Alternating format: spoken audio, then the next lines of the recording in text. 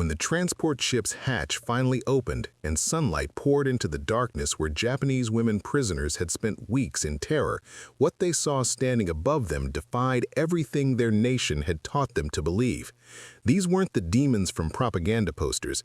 They were giants, men who towered over them by nearly a foot, whose broad shoulders seemed to block out the sky itself, whose mere presence radiated a strength born not from cruelty, but from a world of abundance the captives had never known.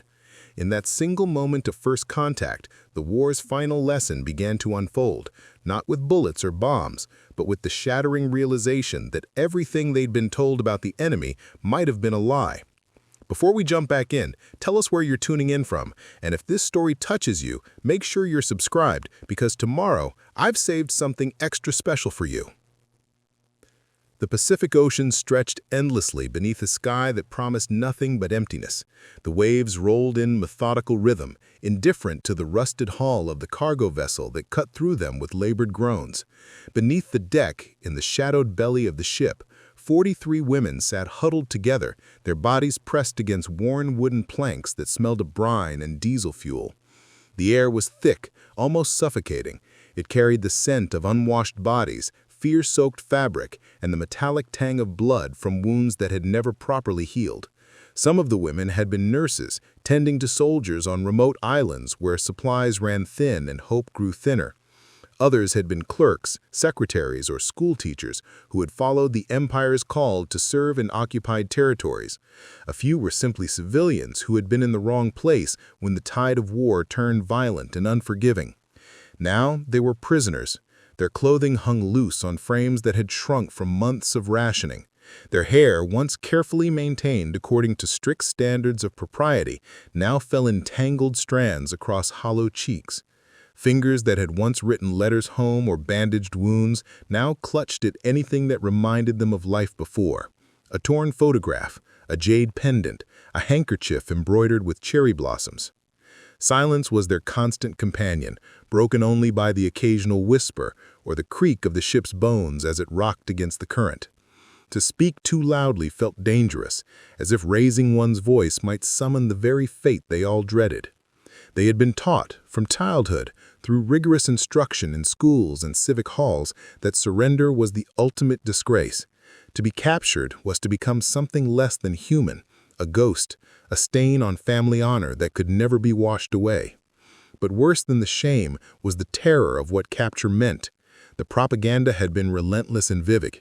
Posters plastered across city walls depicted American soldiers as monstrous figures with exaggerated features, hulking brutes with cruel eyes and hands that reached for innocent women like claws. Radio broadcasts warned that the enemy took pleasure in humiliation, that they desecrated the bodies of captives, that death would be a mercy compared to what awaited those who fell into their grasp. Better to die with dignity, they had been told. Better to take one's own life than endure the horror of enemy hands. Yet here they sat, alive and waiting, their fates suspended in the uncertain space between propaganda and reality. The ship carried them toward an unknown destination, and with each passing hour, the tension mounted like pressure in a sealed vessel ready to explode. One of the younger women, a former school teacher named Ayumi, sat near the corner with her knees drawn to her chest. She was 22 years old, though the war had aged her in ways that numbers couldn't measure. Her face, once round and youthful, had sharpened into angles of bone and shadow. She stared at the floor, tracing patterns in the grime with her fingertip, and tried not to think about the stories she'd heard. Beside her sat an older woman, Fumiko, who had worked as a nurse in a field hospital on one of the contested islands. At 37, she was among the eldest of the group, and her presence carried a quiet authority that the others gravitated toward. Her hands, scarred from years of holding scalpels and needles, rested calmly in her lap, but her eyes betrayed the storm beneath, dark, watchful, calculating every possibility. "Do you think?" Ayumi's voice was barely audible, a fragile thread in the heavy air. Fumiko didn't answer immediately. She had learned long ago that hope was a luxury and false comfort was cruelty disguised as kindness. To tell this girl that everything would be fine would be a lie. To tell her the truth, that none of them knew what awaited, would only deepen the fear. So she said nothing. She simply reached out and placed her hand on Ayumi's trembling fingers, a gesture small but steady. Around them, other women whispered their own fears. One woman, a clerk named Hana, muttered prayers under her breath, her lips moving in silent repetition of Buddhist sutras she'd memorized as a child. Another woman, Keiko, clutched a small silk scarf that had once belonged to her mother, pressing it against her face as if the faded scent of home could protect her from what lay ahead. The youngest among them, a girl of barely 19 named Reiko, wept quietly into her hands. She had been a student before the war, studying literature at a women's college in Kyoto. Now she sat in the filth of a prison ship, her dreams as shattered as the cities that had been bombed into rubble. Above them, the sound of boots echoed across the deck. Heavy, deliberate footsteps that shook the wooden beams above their heads. The women froze, their breaths caught in their throats. Every footstep felt like a countdown, each thud bringing them closer to the moment they had been dreading. The ship's engines groaned, and the vessel began to slow. The change in motion was subtle but unmistakable. They were arriving. Preparing and narrating this story took us a lot of time, so if you are enjoying it, subscribe to our channel. It means a lot to us. Now, back to the story. Panic fluttered through the group like birds startled from a tree. Some women clutched each other's hands, others pressed their backs against the walls as if they could somehow disappear into the wood. Fumiko felt her own heart hammering against her ribs, but she forced her expression to remain calm. These women looked to her for strength, and she would not let them see her fear. The footsteps grew louder. Then came the sound of metal scraping against metal, the hatch being unlocked. Light exploded into the darkness. For a moment, the women couldn't see anything. They shielded their eyes with their hands, blinking against the sudden assault of brightness. The sun was merciless, pouring down through the open hatch like a cascade of molten gold. Slowly their vision adjusted, and shapes began to form at the top of the stairwell. Silhouettes. Men. Tall men. The first thing that struck Fumiko was the sheer size of them. The figures standing at the entrance were massive, broad-shouldered, towering, their helmets gleaming in the sunlight. They stood in a line, rifles slung across their backs, their uniforms crisp and clean in a way that seemed almost obscene compared to the rags the prisoners wore. One of the soldiers stepped forward, descending the stairs with slow, measured steps. His boots struck each plank with authority, the sound reverberating through the hold. As he came closer, the women could see his face, a square jaw covered in stubble, eyes the color of pale steel, a nose that had been broken at some point and healed slightly crooked.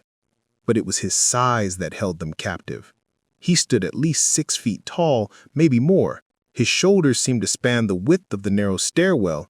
His arms, visible beneath rolled-up sleeves, were thick with muscle, the kind of strength that came not from desperation, but from abundance. Fumiko's breath caught. She had never seen a man so large. The soldier's eyes swept across the group, assessing them with a gaze that was neither cruel nor kind, simply analytical. He said something in English, his voice deep and commanding, but the words meant nothing to the prisoners. Still, the tone was unmistakable. Authority, control, dominance. Behind him, more soldiers appeared, each one as towering as the first, their presence filling the space with an energy that felt almost suffocating. The women shrank back instinctively, their bodies pressing against one another in search of some illusion of safety. Ayumi's hands trembled violently. "They're so big," she whispered, her voice cracking. "Like giants." The words spread through the group like wildfire. Giants. It was the only way to describe them. These men didn't just stand tall, they loomed. Their very presence seemed to alter the space around them, bending reality to accommodate their size. One of the soldiers gestured toward the women, a sharp motion of his hand. The meaning was clear. Stand up. Move. The prisoners hesitated. Fear rooted them in place, but the soldier's expression hardened, and he repeated the gesture with more force. Slowly, Reluctantly, the women began to rise. Their legs were weak from days of sitting, their bodies stiff and aching. Some stumbled, catching themselves against the walls or leaning on their companions for support. Fumiko forced herself to stand, though her knees threatened to buckle. She kept her gaze fixed on the floor, unwilling to meet the eyes of the soldier who stood just a few feet away. She could feel the weight of his presence, the sheer physicality of him pressing down on her like a hand on her shoulder. The women shuffled into a ragged line, their movements slow and uncertain. The soldiers watched without speaking, their expressions unreadable. There was no laughter, no sneering, no overt cruelty, just silence and scrutiny. As the prisoners were led up the stairs and onto the deck, the sunlight hit them with full force. After weeks in the darkness, it felt like stepping into another world. The sky stretched endlessly above them, a deep, unforgiving blue. The ocean sparkled in every direction, beautiful and indifferent. And standing around them, forming a perimeter, were more soldiers, dozens of them, all tall, all strong, all impossibly, undeniably real. Fumiko's mind reeled. She had expected monsters, she had expected cruelty carved into flesh, violence radiating from every gesture. But these men looked human. Tired perhaps, weathered by war, but human. And yet, they were giants. One soldier approached the line of women, his footsteps heavy on the wooden deck. He was younger than the others, perhaps 25, with sandy hair and a sunburned nose. He stopped in front of Reiko, the youngest prisoner, and looked down at her. The height difference was staggering. His chest was level with the top of her head. Reiko's entire body shook. Tears streamed down her face. She looked up at him with wide, terrified eyes, expecting, what? A blow? A command? Violence? But the soldier simply stared at her for a moment, his expression softening almost imperceptibly. Then he turned away, moving on to inspect the rest of the line. The women stood in silence, their minds struggling to reconcile what they were seeing with what they had been taught. These men were supposed to be demons, savages, beasts in human form. But they weren't. They were just men. Very, very large men. As the sun climbed higher in the sky, the prisoners were counted, catalogued, and separated into groups. The soldiers moved with efficiency, their voices sharp but not unkind. They handed out canteens of water, gestured for the women to sit in the shade, distributed rations of hardtack and canned meat. The food smelled strange, foreign, and overwhelming. Some women accepted it with trembling hands, too hungry to refuse. Others turned away, pride and fear warring within them. Fumiko took a piece of bread and held it in her palm, staring at it as if it were a puzzle. The enemy was feeding them. Why? Night fell slowly, the sky bleeding from blue to orange to deep purple. The women were led to a section of the deck where they could rest, though sleep seemed impossible. They lay side by side, whispering to one another in hushed tones. Did you see how tall they were?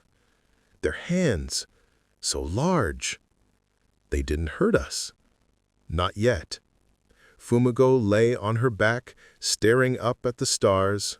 Around her she could hear the soft sounds of weeping, the rustle of fabric, the occasional groan of someone shifting in discomfort.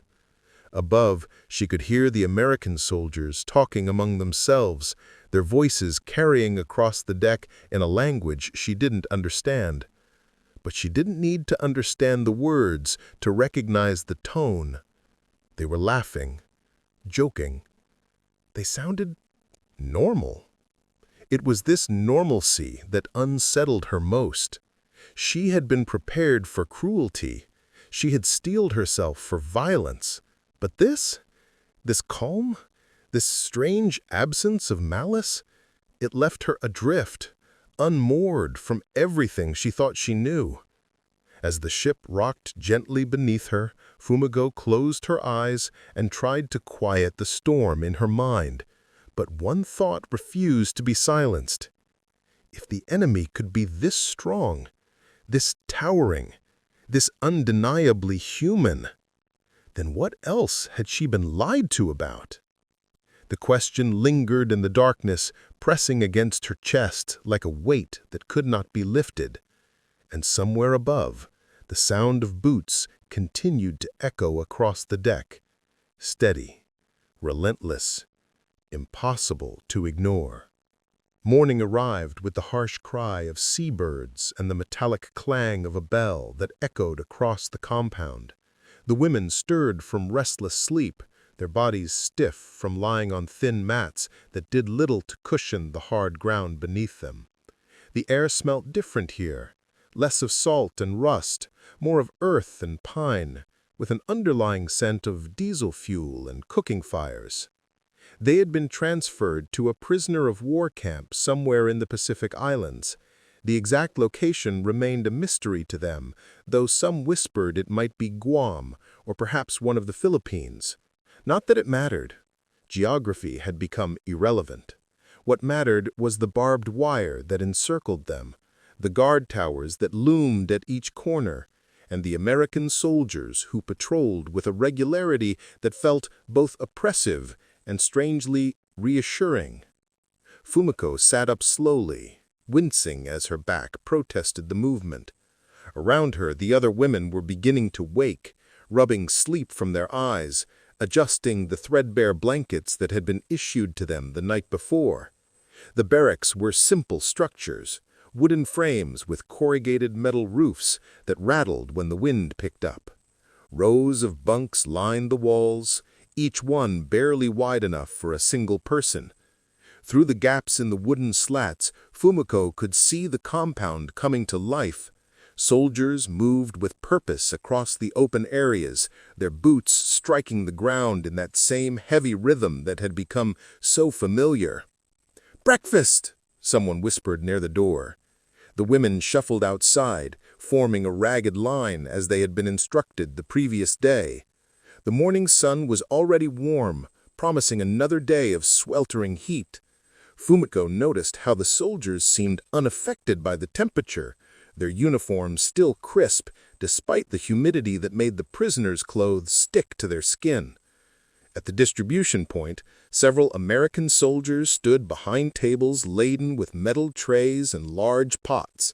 Steam rose from the containers, carrying the scent of something unfamiliar.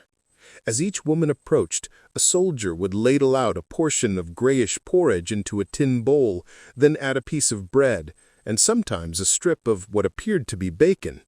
Fumiko accepted her portion with a slight nod, careful not to make eye contact. The soldier serving her was perhaps 30 years old, with dark hair and a mustache that reminded her vaguely of American movie stars she'd seen in pre-war cinema. His hands, as he scooped the porridge, were massive, each finger as thick as two of hers. The food itself was strange. The porridge had a consistency unlike rice congee, and the taste carried notes of salt and something sweet that she couldn't identify. The bread was coarse, dense, nothing like the refined rice they had grown up eating. But it was food. Real food. More than they'd had in months. Some of the women ate quickly, hungrily, their bodies overriding their pride. Others picked at the portions with suspicion, convinced that accepting the enemy's food was another form of defeat. Ayumi, the young schoolteacher, held her bowl and stared at its contents with tears streaming down her face. "I don't understand," she whispered to Fumiko. "Why are they feeding us?" It was a question that haunted all of them. The propaganda had promised brutality, starvation, torture. Instead, they received meals twice a day. The portions were not generous, but they were consistent, and they were real. As the days passed, a routine established itself. The women woke at dawn, received breakfast, were assigned to various light tasks, folding laundry, sweeping the barracks, occasionally helping in the camp's medical tent. The work was not strenuous, nothing compared to the grueling labor they had endured during the final months of the war. The soldiers maintained their distance but were not overtly hostile. They gave orders in English, accompanied by gestures that the women learned to interpret. Stand here. Sit there. Move along. The commands were curt, but not cruel. No one was struck. No one was dragged away screaming. This absence of violence was perhaps more disorienting than violence itself would have been. One afternoon, during the third week of their captivity, something happened that would ripple through the compound like a stone dropped in still water. A young soldier, barely looking old enough to shave, with red hair that caught the sunlight like copper wire, approached the area where the women were hanging laundry to dry. He carried something in his hands, wrapped in brown paper. The women stopped their work, tensing instinctively, their eyes tracking his every movement. He stopped a few feet away, seemed to hesitate, then set the package down on a wooden crate near the washing area. He said something in English, the words soft, almost apologetic in tone, then turned and walked away without waiting for a response. For several minutes, no one moved. They stared at the package as if it might explode. Finally, Hannah, the former clerk who had proven herself the bravest among them, stepped forward. With trembling fingers, she unwrapped the brown paper. Inside were bars of soap, not the harsh, lye-heavy trunks they'd been issued, but proper soap, pale yellow, smooth, with a delicate fragrance that reminded Hannah of flowers she couldn't name. The women gathered around, staring at the gift with expressions of wonder and confusion. Soap, such a small thing, yet in their world of deprivation and shame, it represented something profound. It represented dignity. Why would he— Reiko's voice trailed off. She reached out tentatively, touching one of the bars with a single finger, as if it might disappear. That night, the barracks erupted in whispered debates. Some women argued it was a trick, a way to mock their filth, to highlight their degradation. Others insisted it was genuine kindness, proof that not all the propaganda had been true. Fumiko listened to both sides, her own thoughts churning. She had built her survival on certainty, the certainty that the enemy was evil, that their captors would be cruel, that suffering was inevitable. But certainty was crumbling, and in its place grew something far more dangerous— doubt. The soap incident was not isolated. Small acts of unexpected humanity began to punctuate the monotony of camp life. A soldier who noticed an elderly woman struggling with a bucket of water took it from her hands and carried it himself, his stride so long that he covered the distance in half the steps she would have needed. Another guard, seeing Reiko shivering during a cool evening, brought her an extra blanket without being asked. Most significantly, there was the medical tent. One of the prisoners, a woman named Sachiko, who had been injured during the transport, developed a fever that wouldn't break. Her companions whispered frantically, convinced she would die, that the Americans would simply let her waste away. But when a soldier noticed Sachiko's condition during morning inspection, he immediately called for the camp medic. The medic arrived within minutes, a tall man with gentle eyes and graying hair at his temples. He examined Sachiko with practiced efficiency, his hands surprisingly gentle as he checked her pulse, looked at her eyes, and felt the heat radiating from her forehead. He spoke to her in English, his tones soothing, despite the language barrier, then administered medicine from a well-stocked kit. Fumiko watched the entire interaction from nearby, her trained nurse's eye noting every detail. The medic's equipment was pristine, nothing like the scavenged, half-broken tools she'd worked with during the war. His medicines were abundant, properly stored, labeled in neat English script. He even had antibiotics, precious drugs that had become impossible to obtain in Japan. Within 2 days, Sachiko's fever broke. She recovered slowly but steadily, her improvement a living testament to the quality of care she had received. The women could not ignore what this meant. The Americans possessed not just physical strength and abundance of food, but medical knowledge and resources that far surpassed anything they'd known. The Empire had told them they were superior, that their spirit and discipline would overcome any material disadvantage.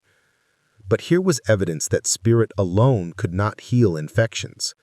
Discipline alone could not replace medicine.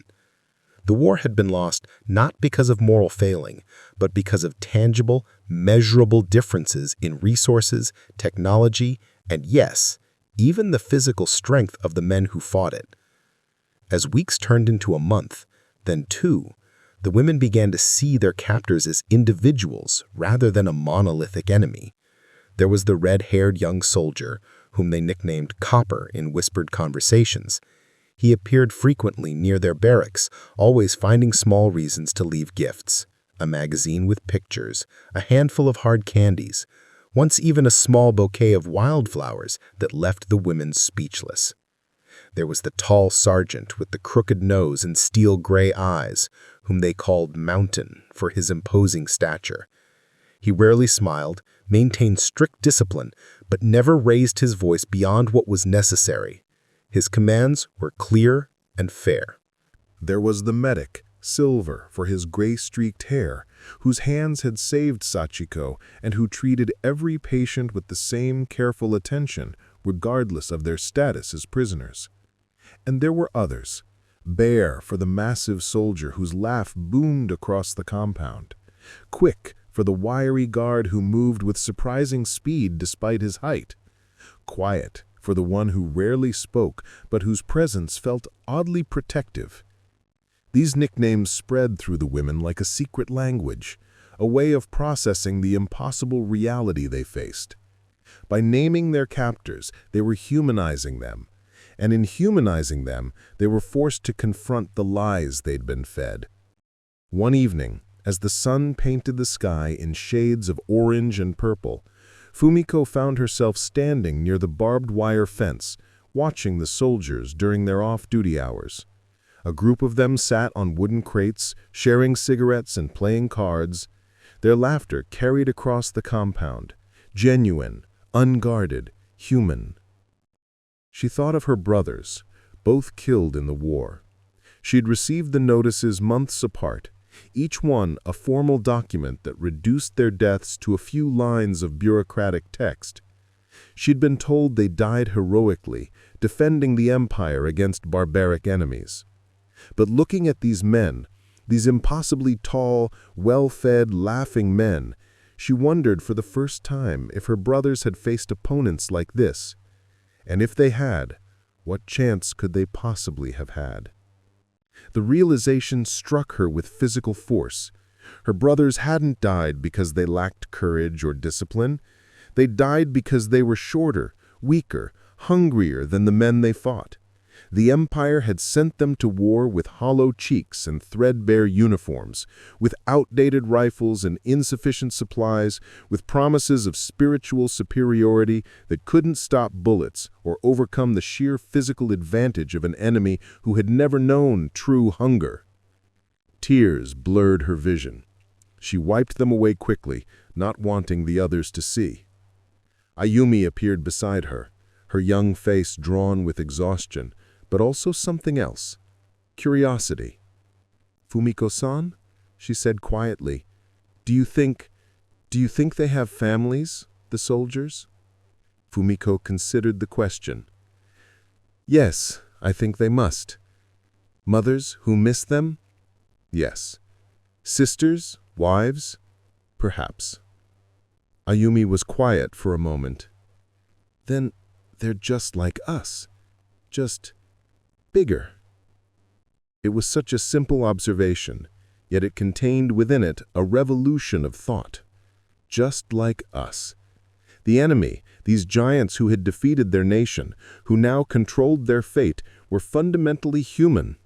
They missed their homes, they laughed at jokes, they showed kindness when it cost them nothing. They were not the demons of propaganda. They were men. Shaped by different circumstances, fed by different resources, raised in a different world, but men nonetheless. The next morning brought an unexpected development. The camp commander, a gray-haired officer whom the women had only glimpsed from a distance, ordered all prisoners to assemble in the main yard. Rumors spread frantically. Were they being transferred, punished, released? They lined up in neat rows, their hearts pounding with anxiety. The commander stood on a raised platform, an interpreter beside him. When he spoke, his voice carried authority, but not anger. The interpreter translated in halting Japanese. "You have been cooperative prisoners. The war is over. Soon, arrangements will be made for your repatriation to Japan. Until then, you will continue to be treated according to the Geneva Convention. You will receive adequate food, medical care, and shelter. That is all." The announcement landed like a thunderbolt. Repatriation. Home. The word seemed impossible, a dream they'd stopped allowing themselves to have. That night, the barracks erupted in conversation. Some women wept with relief, others expressed anxiety about what they would find when they returned. Cities destroyed, families scattered, a nation defeated and occupied. Still others worried about the shame they would face. How could they explain their survival when so many had died? How could they speak of the kindness they had received from the enemy? Fumiko lay awake long after the others had fallen asleep, staring at the ceiling. She thought about everything she'd witnessed over these weeks. The soap, the medicine, the extra blanket, the laughter, the towering figures who had become, impossibly, almost familiar. She thought about the moment on the ship when she'd first seen them, giants who seemed to belong to another species.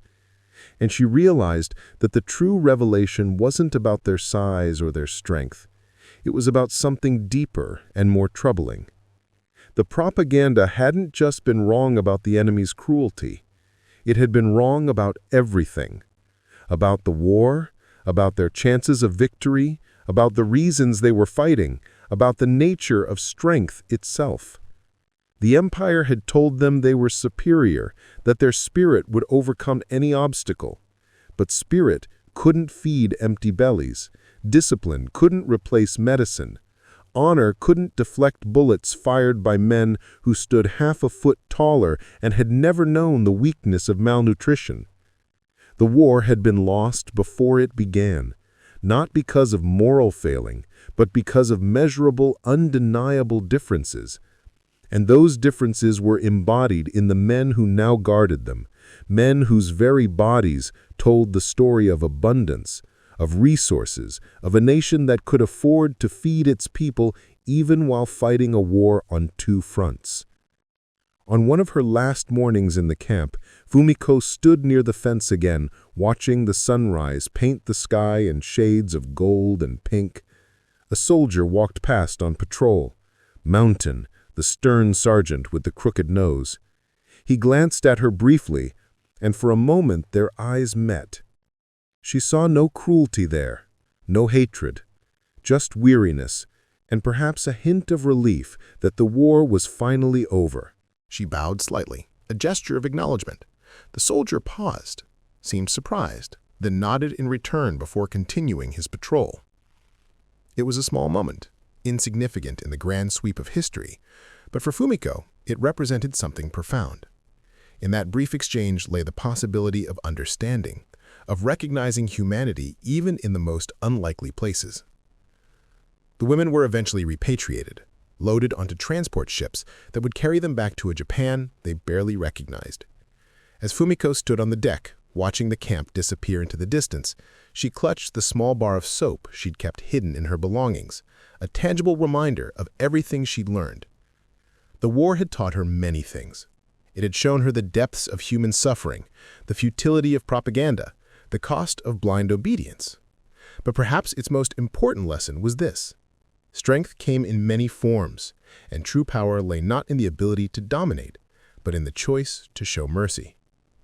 The giants she had feared had proven themselves to be men, fallible, complicated, human men.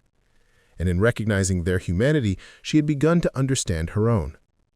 As the ship cut through the Pacific waves, carrying her toward an uncertain future, Fumiko made a silent promise to herself. She would remember, she would bear witness, and if anyone ever asked her about the Americans, those impossibly tall, impossibly strong men who had been her captors, she would tell the truth. Not the truth of propaganda, but the truth of experience. The truth that sometimes the enemy you fear most is more complex, more human than you ever imagined, and that recognizing that humanity, even in the shadow of defeat, is perhaps the only path to genuine peace. The sun climbed higher in the sky, its light glinting off the waves. Behind her, the camp faded into memory. Ahead lay Japan, ravaged and transformed. And within her lay questions that would take a lifetime to answer. But as she stood on that deck, the soap hidden in her pocket and the faces of the soldiers etched in her memory, Fumiko felt something she hadn't felt in years. Hope. Not the blind hope of propaganda, but the hard-earned hope of someone who had seen the worst of humanity and, unexpectedly, glimpses of its best. The war was over. The giants were behind her. But the lessons they'd taught, about strength, about truth, and about the dangerous simplicity of seeing enemies as monsters, those lessons would stay with her forever. And perhaps, she thought, that was the real meaning of survival. Not just living through the war, but carrying forward the truths it revealed, no matter how uncomfortable they might be. The ship sailed on, cutting through water that reflected the sky like a mirror, and Fumiko, standing at the rail with the wind in her hair, looked toward the horizon and wondered what kind of world awaited those who had learned to see beyond the lies they'd been told. Up next, you've got two more standout stories right on your screen. If this one hit the mark, you won't want to pass these up. Just click and check them out.